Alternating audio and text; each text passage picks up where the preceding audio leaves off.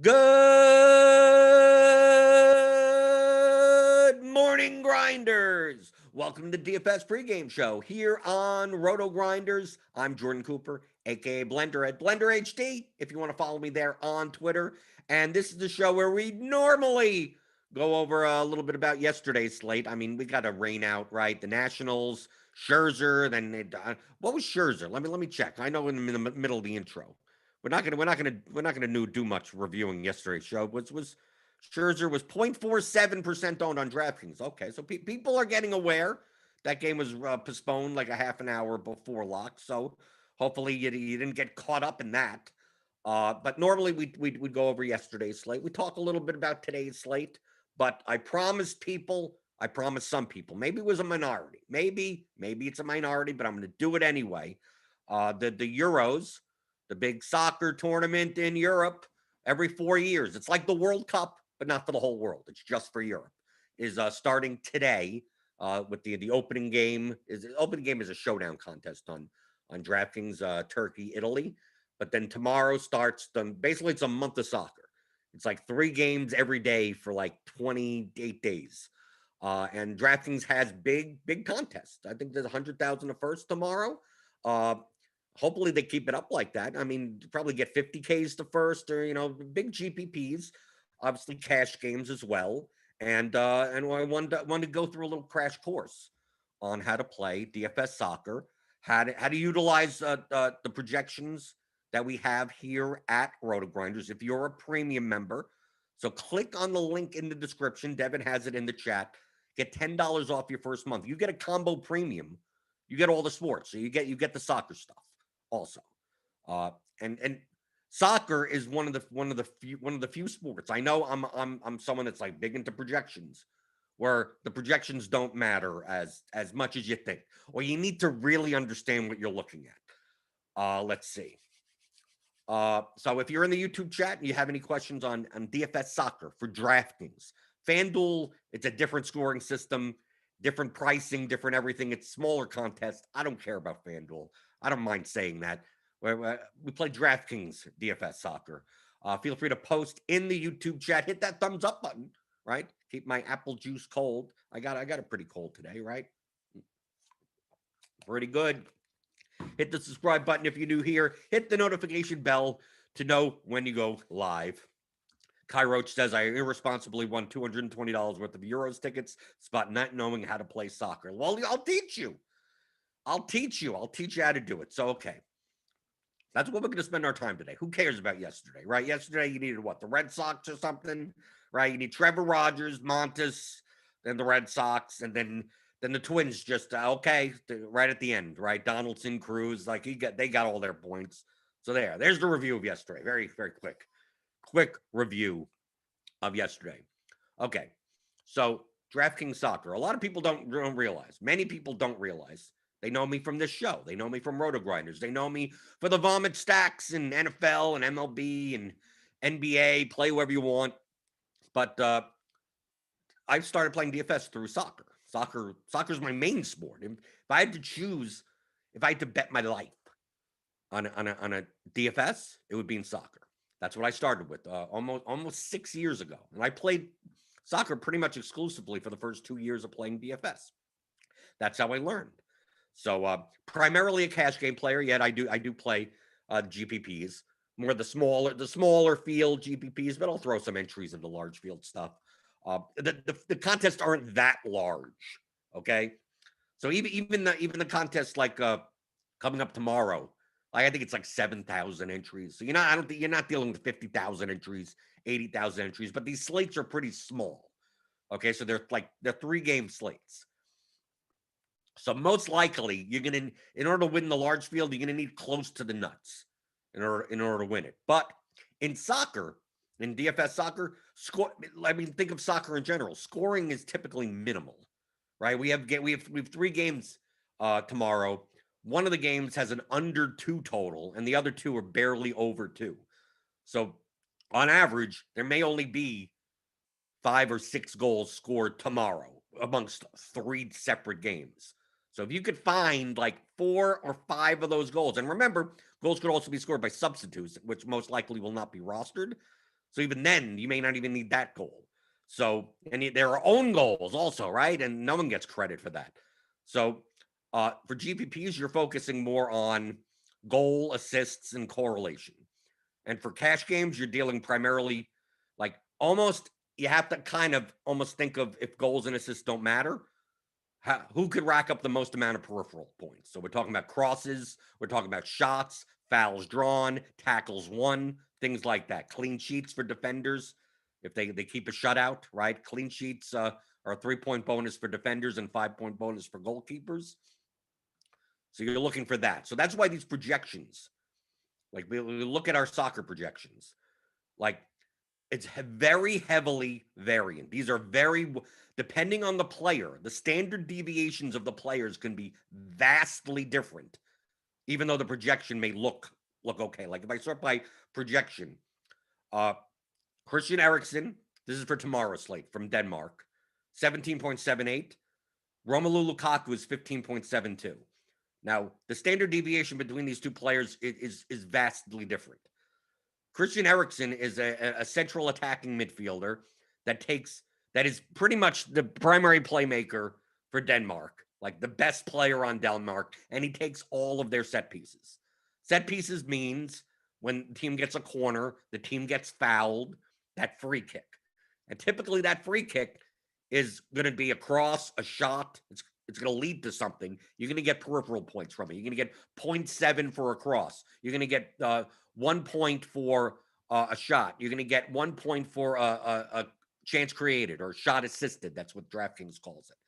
So whoever's on set pieces, and the more of them they get, those are the guys that provide the floor. Those are the floor guys. Those are typically the best cash plays, right? That doesn't mean they're not GPP plays. Soccer's also in DFS. Like, you could win a GPP with a quote cash type lineup. You can. Okay. Now, do you want to play like all the chalk? Probably not in a large field GPP, but you could play practically a cash lineup and still win a GPP as long as like one of your pieces is like, okay, that's fine, and he's only 6% owned versus 36% owned, and you get there. So anyone that's a cash play doesn't mean you just throw them out, right? Because they have the highest floors. Like Christian Eriksen on tomorrow's slate is going to be the highest owned player. They made the pricing a little bit soft. Probably he should be 10K on this slate, and he's 8,200. But for him to get 17 points as a median, he doesn't even have to score a goal or an assist. Like, he could get 17 points with Denmark scoring nothing, because he'll have 12 crosses, 4 shots, 5 chances created. No assists, no goals. He could get to 17. Romelu Lukaku, who's the center forward for Belgium, all he pretty much does is he doesn't touch the ball much, and when he touches the ball, he's shooting on goal. He may only get 4 or 5 of those chances. He may.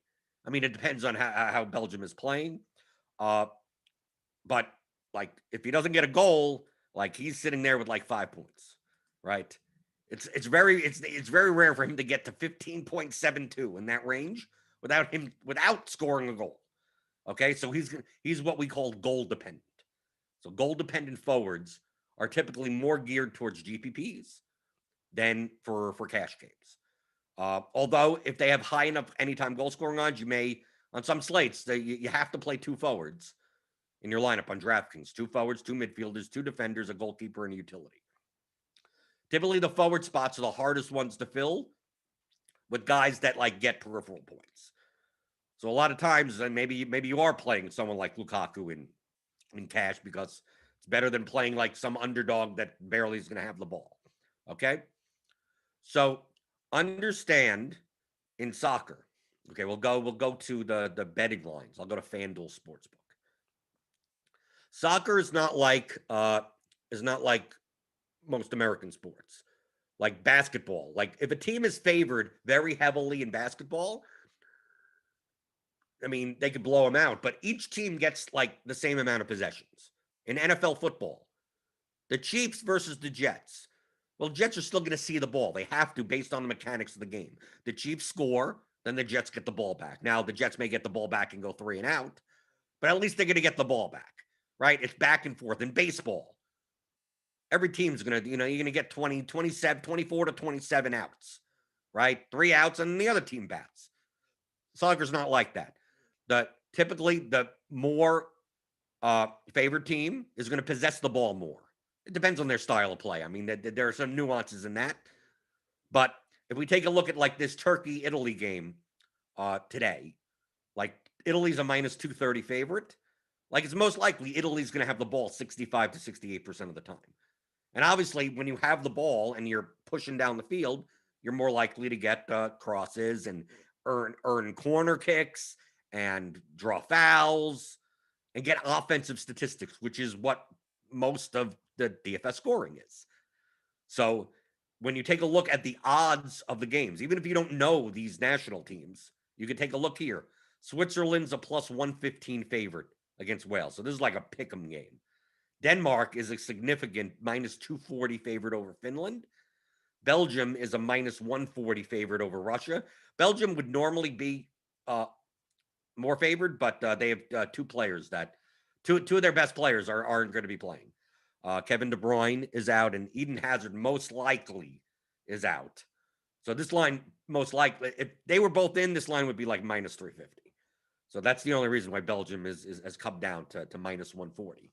But you still have to assume that Belgium is going to be like in typical soccer. Belgium is going to be on the front foot, and Russia is going to play defensively and try to counter them. Okay, so these countering teams aren't going to be most likely not going to be bombing their fullbacks forward and getting tons of crosses. They're going to be holding back. Same for Denmark and Finland, right? Most likely it's going to be Denmark controlling the ball 70% of the time and Finland holding on and looking for counters. Right. Wales, Switzerland, that's going to be a boring game. Both teams play defensively. But this would be more back and forth, probably 50-50. So that's how you look at the odds and how it relates to like DFS scoring.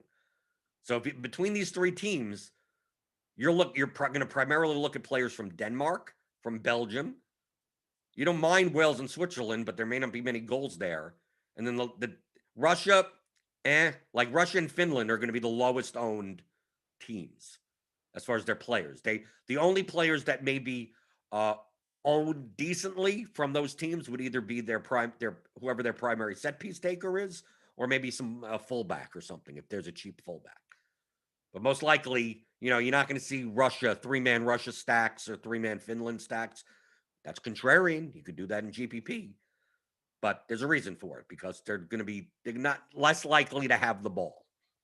Okay. So if we go to what the teams look like. Now I'm trying to do this so you could understand how soccer is played for DFS purposes. So we're using tomorrow's slate, the 3-game slate, as an example. Formations matter. You could go to Who Scored, you could go to Sofa Score, like and see like lineups come out an hour before kickoff. What makes this tough is that Wales Switzerland is on at 9 a.m. Eastern, Denmark Finland's at 12 a.m. Eastern, and Belgium Russia's on at 3 p.m. Eastern. They're 3 hours apart, which means most likely you're going to get an hour before. That the first game is going to be over, and then you're going to get the next game's lineup, right? So making lineups and just like setting and forgetting, you can't do in soccer when it comes like this. You're not going to the starting 11s are not released until an hour before kickoff. Now you could assume these are national teams; they're looking to win the Euros. The best players are going to play, right? You may have some rotation on, forwards or wing backs or something like that. But most likely you could predict most likely, unless there's like some injury concern, like Denmark. You don't have to worry that Christian Eriksen's playing, right? He's playing. You don't have to, oh, what happens if he does? No, he's playing, right? We take a look at like Wales, Switzerland. We'll get those lineups first. Like, yeah, Gareth Bale is playing, right? I mean, like Shaqiri and Ricardo Rodriguez are playing, right? Belgium, like Lukaku, Mertens, yeah, the Carrasco, they're in. Like you don't necessarily have to worry about it. Typically, it's like a defensive midfielder, or they switch formations or something. Like that's the only thing. So formations matter because in DFS, most likely the peripheral points come from the wings. Typically, central players, defensive central players for DraftKings scoring are not typically they're cheaper. Uh, they have less of a chance to create chances or uh, crosses because obviously they can't cross from the middle of the field. They can get some tackles won, but that doesn't amount to much. And the same thing for central defenders. Central defenders, the value of central defenders, they don't really do much other than maybe some tackles. They're eligible for the clean sheet if the team they don't give up any goals. But these central defenders are typically the tallest players on the team, and on set pieces, on corner kicks, they come up. So, for instance, like Christian Eriksen will be taking corner kicks for Denmark, and I can never pronounce his name, and Christensen will be coming up and trying to get on the end of a header or something like that.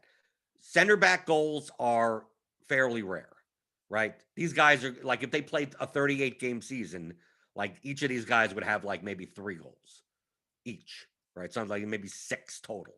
So it doesn't happen that often, but they're very cheap. So if you in GPPs, especially the large field ones, pairing a set piece taker with a center back from their team, and then you obviously pair it with the goalkeeper. Because obviously his ceiling is a goal as well as keeping a clean sheet. So one of the more popular stacks in soccer is set piece taker plus center back plus goalkeeper, and even plus forward, right? You play 4-man of that team. So for Denmark, that would be something like Schmeichel plus one of these two, plus Eriksson plus Dolberg, or Eriksson plus Poulsen, Eriksson plus Brathwaite, right? Delaney and Hoiberg, not as valuable. They could show up with a goal at a deep, sure. They could have an assist, but they're going to be lower owned because they don't do as much. But that's based on the formation. Typically, fullbacks go forward. Fullbacks are more valuable than center backs because fullbacks typically join in the attack. But now look at Finland. Finland's the underdog. So you have Urinen and Alho here in the projected 11. While, yes, they will join in the attack, obviously Finland isn't going to have the ball as much. So they're going to be playing defense more likely than the fullbacks for Denmark. So, like, this is how you could just look. You can look at Sunday's slate because I'm not going to be here to explain the exact teams and go, okay, who's favored? Who's underdog? What does their lineup look like? What does their formation look like? Like Belgium plays with a 4-man midfield. So Meunier and Carrasco are kind of used as wing backs, right? So like Vertonghen, Alderweireld, and Denier, these are the center backs. They typically play through the center, so they're not as much of a crossing team. But you take a look at Russia, same thing. They're playing with wing backs. Then you take a look at Wales. They're playing 3-4-3, similar. Switzerland's playing 3-4-1-2. We got a lot of we don't have really 4-4-2 teams on this first slate. But typically these central midfielders are ones that they could show up with something, but typically they're not that beneficial for peripheral stats, and they typically stay deep defensively. They may take some shots, like they may run into the box, take a shot from 28 yards out or something, and sometimes they go in. Yeah, you could do that, but less likely. That's why they're cheaper. But obviously, if one of them is a set piece taker, then you don't care. So if we take a look at our projections, these tags are worthwhile. We have Fear My Turtle and PSU fans who are Two of the best soccer players in the DraftKings lobby. I have them blocked in cash games. They'll tell you who it is. Like I could just click on set pieces, and these are the guys. So for tomorrow's slate, Belgium is going to be primarily Carrasco or Mertens taking set pieces, depending on the side. Christian Eriksen is going to be a set piece monopoly. He'll take everyone for Denmark. Robin Lode most likely will take set pieces for Finland. Golovin for Russia. But understand that, they may not have as much of the ball. They may not get as many set piece opportunities because they won't have as much possession. Switzerland, it's either Shaqiri or Ricardo Rodriguez. One benefit of Rodriguez is that he's defender eligible, and he also takes their penalties. And then on Wales, most likely if Daniel James is in the 11, he should take most, if not all of them. Harry Wilson, they may have playing as what's called a false nine. And I'm not even sure, he could poach some free kicks every once in a while.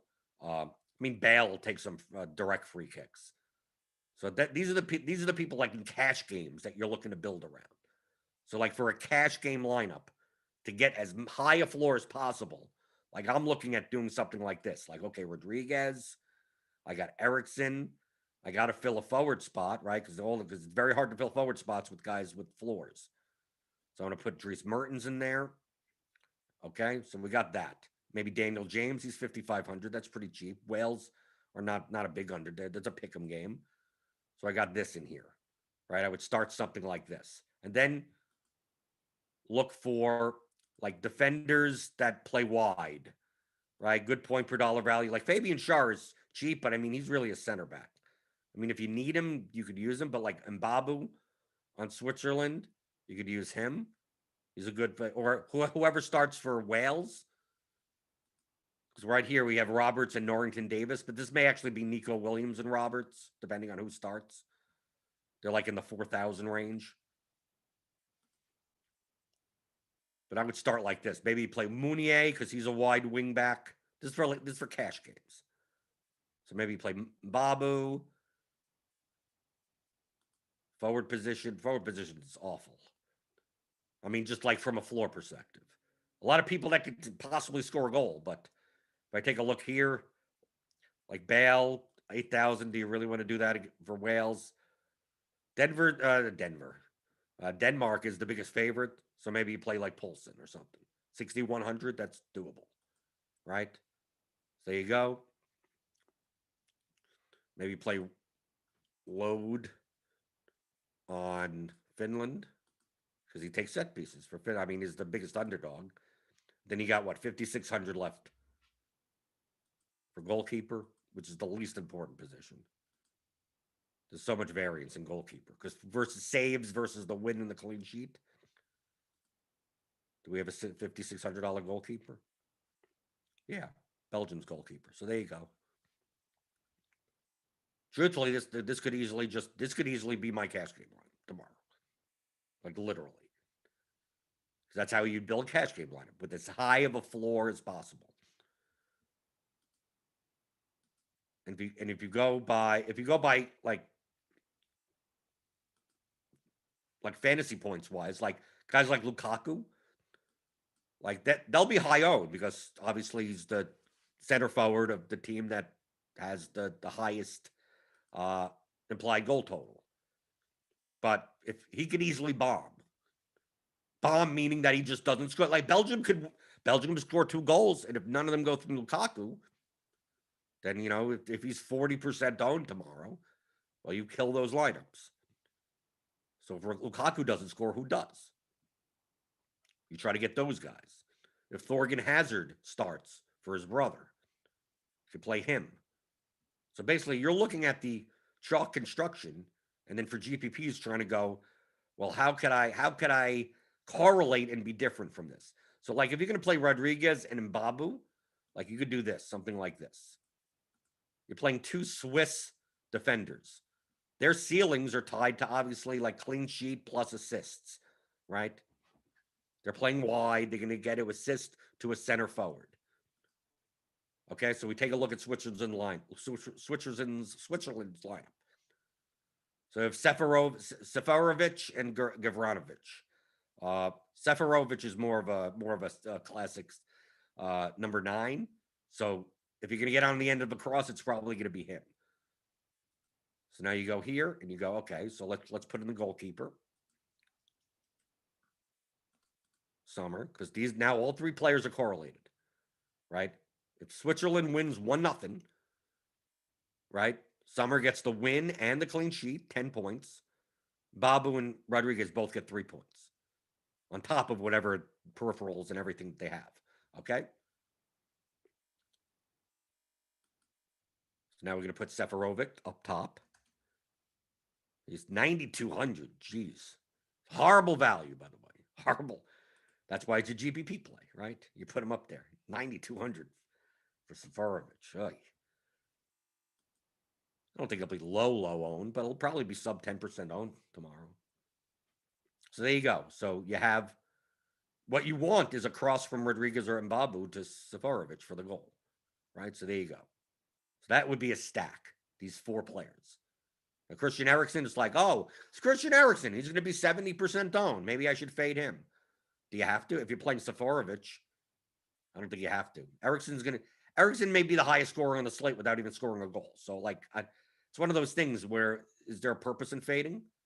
I guess you could fade in some lineups, but I don't know. I wouldn't. Not at 8,200, playing for Denmark. So you look at this and you go, okay, now I got Denmark. Eriksen, who could score on Denmark? Who would Eriksen's assist go to? Brathwaite, Poulsen, Dolberg, if Dolberg starts. So you go, okay. Do you play Eriksen and Poulsen? Like we have, 54.67 left. How much is Dolberg? He's probably a little too expensive. 7,100 ain't bad if he starts, right? We don't even know if he's going to start. Brathwaite, he's 7,200. So we put Brathwaite there. So you're hoping an Eriksen to Brathwaite goal. And if Denmark wins 1-0 or whatever, or 2-0, maybe you have a Danish defender in the utility. Okay? So let's look at the Danish defender. It doesn't even matter who. We could play set piece goal. Well, share is 4,000. Ugh. Voss is a little too, yeah, these are expensive. The Daniel Voss, the utility. You have 3,600 left. You could do that. Then you find a midfielder. You find some punt midfielder at 3,600 and you're good. So that's what a double stacked soccer lineup would look like. Right? You're looking to bet on 2 different things and then fill out the rest. But let's say you didn't even want to play Denmark. You could just play Eriksen on Denmark.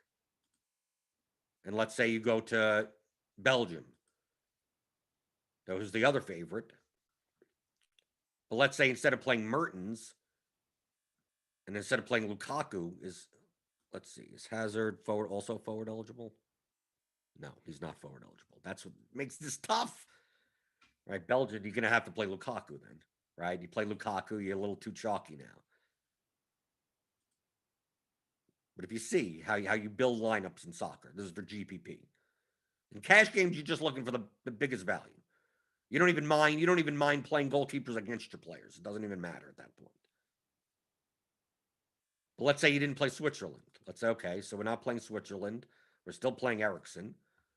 Let's say you want to get wacky and play a Russia stack against Belgium. Okay, this is freaky. Okay, so what? Zuba, he's old as hell. Arten Zuzubi 7,300. Yeah, horrible value. I don't know how well Russia's going to do. So you do something like Golovin, who's also way too expensive. He shouldn't be 7,000. So you're trying to get this combination. Golovin to Dzuba. Maybe play where we go? Russia. Karyov, one of those guys. Karavayev. Karavayev. Do we think that Russia just blanks Belgium? Maybe. Okay, we pair up the Russian goalkeeper Is it Ruslan? Where is he? Oh, Shunin. Okay, so this would be a Russia stack. Now, this is not going to be very owned. So basically, goalkeeper, defender, set piece taker, forward. You still got Erickson in there for your floor points. But now that you have this, it's like now I don't care about, I could play Poulsen. I could play Danish guys. So let's say I play Danish guys. I'm going to play Poulsen, Voss to fit in that defender spot. Daniel Voss. Okay, now I have 7,500 left. Well, okay, here's the question. You have 7,500 left. That is Carrasco. If I could actually, Carrasco. He's not on Denmark. He's on Belgium. Now, if I play Carrasco here for 7,500, he fits in perfectly. That would be fine. If he gets like 10 peripheral points and doesn't score a goal or anything like that, that's fine. But understand, his ceiling is going to be tied negatively to the Russian players, right? If you're going to play the Russian goalkeeper and the Russian defender, you don't want any goals from Belgium whatsoever. So to play Carrasco there, even though he projects the best out of anyone that's 7,500 or below, like he doesn't correlate well ceiling-wise with your lineup. So I'm more likely to play someone else. Is Jonas Wynn going to start for, or is it going to be Dolberg? I don't know. We already have Zuba in, so maybe you play Brathwaite as well. You do something like this. So you have Poulsen, Eriksson, Brathwaite.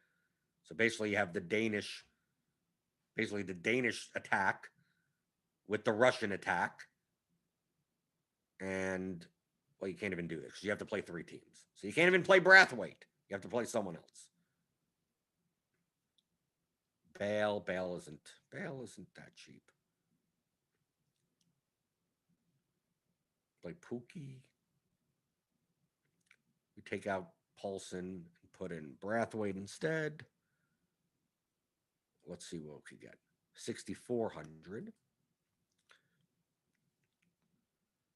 Who's a good player for 6,400? That's going to start. Harry Wilson. Okay, you can take Harry Wilson. What's wrong with that? 6,300?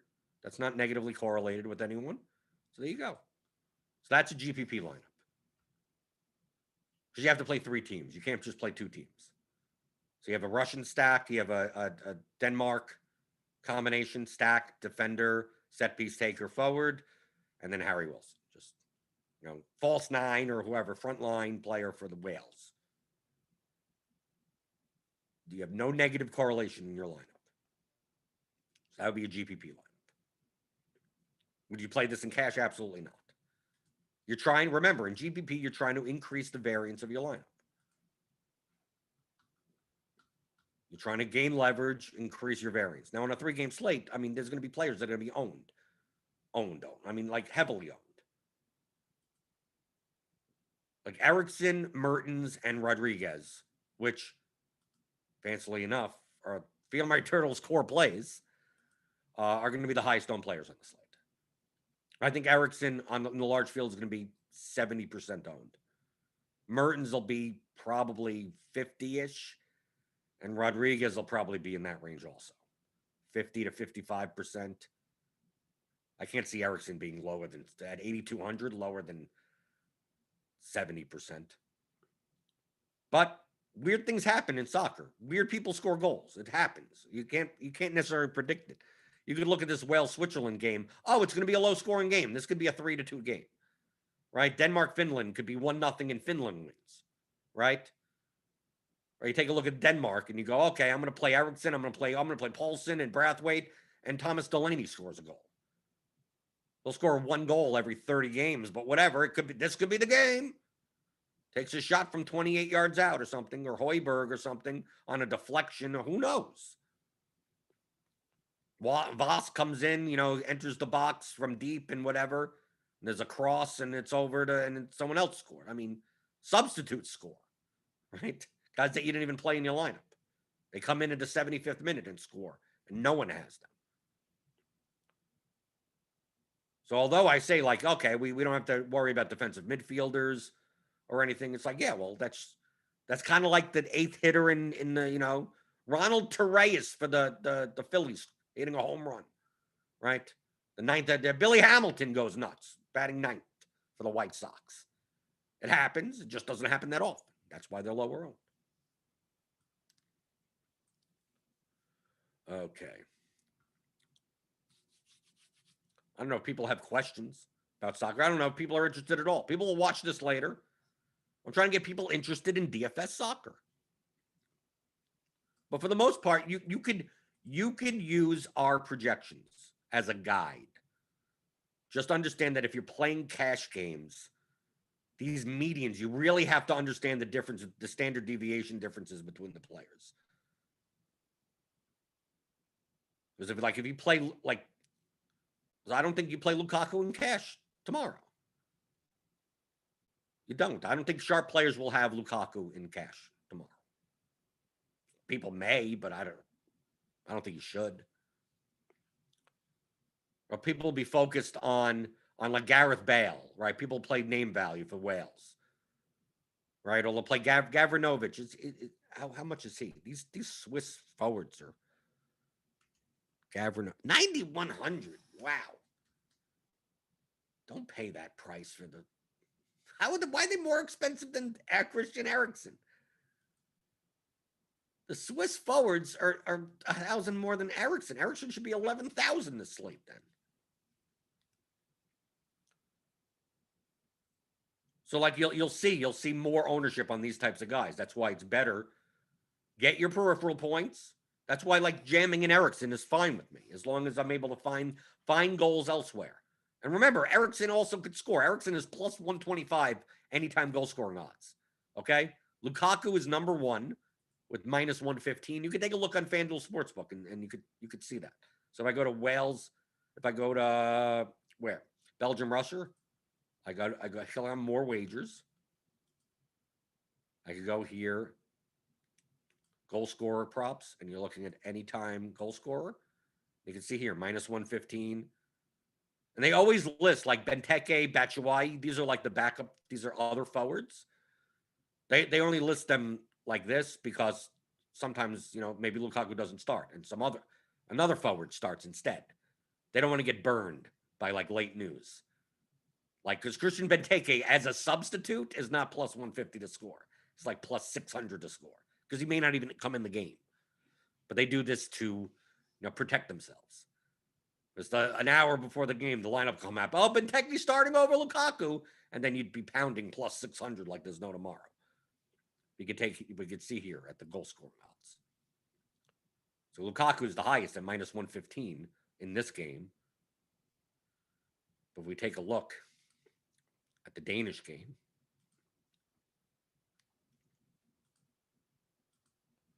Christian Eriksen, anytime goal scoring. Yeah, it's plus 125. Not all that much different. Remember, and Christian Eriksen also takes all of their set pieces and does basically he's their primary playmaker. So not only he has the highest goal scoring odds on his own team, more than Dolberg or Brathwaite or Poulsen, depending on who starts. Jonas Wind, whoever starts. Because someone like Jonas Wind, he's more likely to, like, if he starts, it's like he's either going to get 2 points or like 14 points. Like it's rare. He's going to get 8. You may touch the ball 6 times in 65 minutes, right? Because he may even come off. Christian Eriksen could have 2 goals, an assist, 14 crosses, 7 shots. I mean, like he could be sitting there. It's like, oh, he's the highest owned player, and he's a cash game. Oh, I can't play cash game. Cash play in GPP, dude. This Eriksen could put up 25 points, 30 points. He could be the highest scoring player on the slate at 70% owned. Does that mean that you can't fade him? No, you can, but it's a 3-game slate. I'm more likely to fade him on a larger slate when there are more options. Maybe you find goals elsewhere. But it's quite possible that Eriksen, without a goal or an assist, puts up the equivalent of scoring 2 goals, which is 24 points. possible. So you need to, okay, if you're not going to play Erickson, you have to find those 2 goals just to break even. Who are you going to play that's going to score 2 goals? It's soccer. You're not going to find people like that. You're going to have to get lucky. Jesse Atfield asks, if the opening GPP has a ton of overlay, is it even worth getting super contrarian? I mean, you're trying to win first, right? I mean, if your goal is to min cash, no, play a cash lineup and train it in. Just play a cash train and whatever. That's what you want to do. Do you have to get super contrarian? No, you don't have to get super contrarian. I would just recommend that you don't get negatively correlated as much. They're going to be guys on a 3-game slate that are going to be 3% owned, 1% owned, 5% owned. You don't have to get nuts. Sometimes the roster construction, you're playing, you could some Toy VO or whatever, 2,600, right? 1% owned guy in the defender, and he only scores 4 points, but because you saved in that spot, you were able to get like 4 guys that you couldn't fit in together, right? So sometimes like just punting with anyone could be fine in GPP. But typically, you don't want to get negatively correlated. You don't want to play goal scorers and goalkeepers and defenders against them. Like Ricardo, like the only defenders that I would play against, like a whale stack, would be like someone like Ricardo Rodriguez, someone that could score 12 to 15 points without even scoring a goal. So I don't mind his clean sheet points being wiped out. If I have Ricardo Rodriguez on one side and I play like Bale and James and do something like that, even the goalkeeper, even play, Ward as a goalkeeper, I can still play Ricardo Rodriguez, only because his floor is so high that he doesn't even need a goal and an assist to be one of the highest scoring defenders. But that would be an exception. Other than that, you're typically not going to play defenders and goalkeepers against goal scorers from the opposite side of the team for large field GPPs. Jesse Atfield, how do you determine viable captains in showdowns? I usually play my showdown strategy for 1-0 games with goalkeeper as captain. Yeah, that you're playing for low scoring. You're playing for low scoring games then. Anyone's viable captain. Remember what I always say about DFS. Lineups, not players. Okay? Lineups, not players. So it's not just anyone's a viable captain. It depends on what type of lineup that you're building. The most popular captains will be the set piece takers and the center forwards and whoever has the highest goal scoring odds. That's going to be the most popular. A lot of times, how many builds can you make with that combination for the size of the contest? If it's a big contest, you may get too much duplication. Too many lineups are going to look like that, depending on the prices.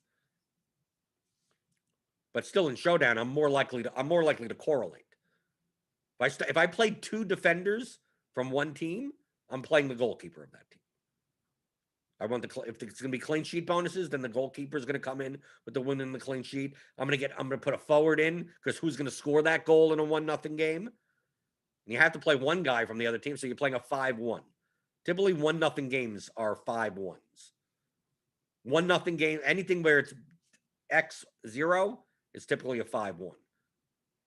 You think both teams are going to score, then you're playing no goalkeepers, and you're playing 4 2s and 3 3s. 5-1 is typically for 1-0 type games. And if you're playing 2 defenders, you're playing them with a goalkeeper. If you're playing a goalkeeper and no defenders, you're not maximizing your correlation. But it's showdown. The number one thing that you're looking to do is not be duplicated. Remember, you have 22 people to choose from, and you have substitutes, which who knows? Every once in a while that works out. I don't do it. Remember in a Champions League final, I think 2 or 3 years ago, Gareth Bale came off the bench for Real Madrid and scored 2 goals. He was in the winning showdown lineup. He was like 3% owned. But this is DFS soccer. And it's a fun sweat. Watch the games on ESPN. Check out the starting 11s. They come out an hour before. That you could go on Twitter. whatever the Euro account is or whatever like that, they'll tweet out the formations or whatever. You could get, I mean, this is the most popular sport in the world. Okay. You're not going to miss the starting 11s. You get Who Scored, Sofa Score app, The Score is an app. They have, I mean, if you go to sofascore.com, they'll have the starting 11s, even on SofaScore. I use their app. You go here, SofaScore, you go to football because they're a European company. So here, like Turkey, Italy for European Championship Group A. Like this is what their app looks like also. So you go to lineups, and this is the projected. So it says possible lineups. So you can see here. Look at all the Turkish players. If you're playing Showdown today, the most owned player is going to be Hakan Şahanoglu, if I pronounce that right. Because he takes pretty much all their set pieces for Turkey. And then we go to Italy, and Insigne is going to be Insigne, maybe some Locatelli. This is Italy, so they play 4-3-3. So once you see this counter, once this is at 1 hour, like that's when the lineups get announced. So these screens, instead of saying possible lineups, it'll say confirmed lineup. So you can see here. So 4-2-3-1 for Turkey. So you can go to SofaScore and see this. And they have an app. The app kind of looks like this, a little bit easier. Then on Who Scored, I mean, you could even get stats from games. So like if you wanted to know, oh, how many crosses did so and so make last game or something, like that they have a match center for that. So you could look after every game and see what the stats were. Is there an easier way of doing that? Yeah. If you compile it yourself, if you compile it in some way, you could always go to whoscored.com. They have, like, if I take a look here, I'll show you what they look like. Let's see a game that already happened. That has a match center. Let's see. Do we get anything? Oh, just an old Premier League game. Okay, that's fine. Right, you could go here, Chelsea, Leicester, whatever.